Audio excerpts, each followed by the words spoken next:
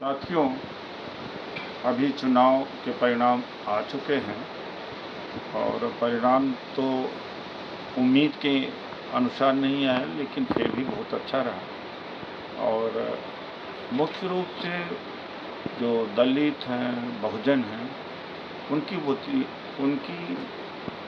भागीदारी या भूमिका ज़्यादा रही। और कहीं न कहीं उनके मन में एक बात रहा है कि अगर 400 पार का जो नारा दिया था भारतीय जनता पार्टी ने, अगर वो होता है तो संविधान का खात्मा तय है और होता।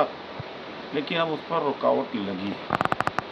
लेकिन दूसरी तरफ हम देखते हैं कि जो बहुजन आंदोलन था, फूले साहू अम्बेडकर पेरियार का आंदोलन था, समतामूलक समाज का था, सामाजिक न्याय का था, उन्होंने बहुत बड़ा विश्वासघात किया और उनके वजह से इंडिया गठबंधन की तमाम सीटें हारी गईं। और उनका जो आक्रमण हुआ करता था सबसे पहले इंडिया गठबंधन पर, और बाद में बहुत सतही हमला बीजेपी अर्थात एनडीए पे करते थे, अर्थात अंदरूनी रूप से एनडीए का ही मदद करने की कोशिश की। लेकिन समाज में जागृति की वजह से ज़्यादा सफलता नहीं प्राप्त हुई और उत्तर प्रदेश में खासतौर से बहुजन समाज पार्टी हाशिए पर पहुंच गई। और वहीं नहीं, अन्य प्रदेशों में पहुंच गई।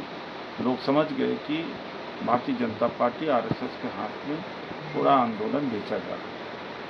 अब उसका करीब करीब खात्मा हो गया। जो काशीराम जी ने शुरू किया था, अब उसे फिर से जिंदा करने की ज़रूरत है, क्योंकि अब जागृति का दौर से हम निकल चुके हैं। जागृति अभी भी करना है हमें, लेकिन अब भागीदारी की बात, जैसे संविधान बचाने की बात, न्यायपालिका में आरक्षण की बात और प्राइवेट सेक्टर में रिजर्वेशन की बात और जनसंख्या के अनुसार भागीदारी जैसी बातों को उठाना पड़ेगा इस देश में। अब दूसरे दौर में हमें प्रवेश करना पड़ेगा और तभी जाकर के भारत एक महान देश हो पाएगा।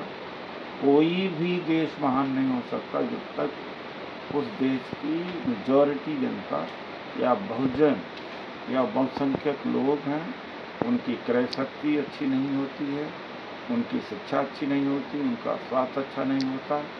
इसलिए भारत की अर्थव्यवस्था भी बड़ी नहीं हो पा रही है। उसके बड़ी होने के लिए यही होगा कि गवर्नेंस, आर्थिक क्षेत्र में, शिक्षा का क्षेत्र है, सरकारी नौकरी, ट्रेड एंड कॉमर्स में, सब में भागीदारी देंगे तो आम जनता की परचेजिंग पावर, क्रय शक्ति बढ़ेगी, तो हमारी अर्थव्यवस्था भी बहुत बढ़ेगी। तो जब हम बात करते हैं सामाजिक न्याय का, तो मतलब ये नहीं कि किसी और के साथ अन्याय करना, बल्कि जो दबे कुचले हैं, महिलाएं हैं, उनके साथ न्याय करना।